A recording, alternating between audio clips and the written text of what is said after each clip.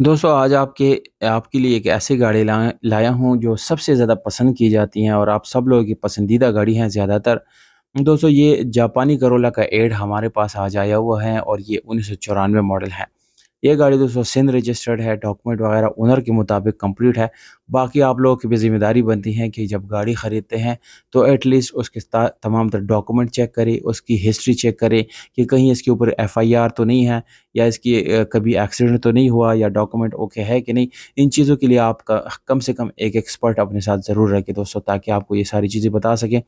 दोस्तों 12 वाल्व का इंजन आपको मिलता है, बिल्कुल जेन्युइन इंजन है और दोस्तों मैनुअल ट्रांसमिशन आपको मिलती है। गाड़ी एलएक्स लिमिटेड एडिशन जापानी करोला है दोस्तों, बिल्कुल साफ-सुथरा है। इसमें म्यूज़िक सिस्टम वगैरह का सिस्टम है दोस्तों, इसमें एलसीडी मौजूद नहीं है, बहरहाल म्यूज़िक इसमें मौजूद है। म्यूज़िक का जो इह्तमाम है वो इसमें किया गया है दोस्तों।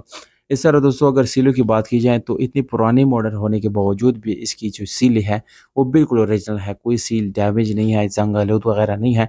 बाकी रिम टायर की बात की जाए तो वो भी काफ़ी अच्छा है, एलॉय रिम इसमें लगा हुआ है, टायर आपको अच्छी मिल जाती हैं।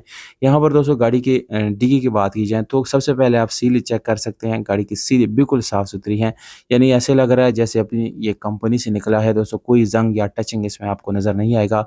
ये इसकी स्टेपनी है दोस्तों जो कि अभी तक ओरिजिनल है, यानी जेन्युइन आपको इसके अंदर स्टेपनी मिल जाती हैं। दोस्तों डिमांड की बात की जाए तो गाड़ी का डिमांड 15 लाख रुपए है, मौजूदा जो प्राइस है उस लिहाज से बिल्कुल ओके है।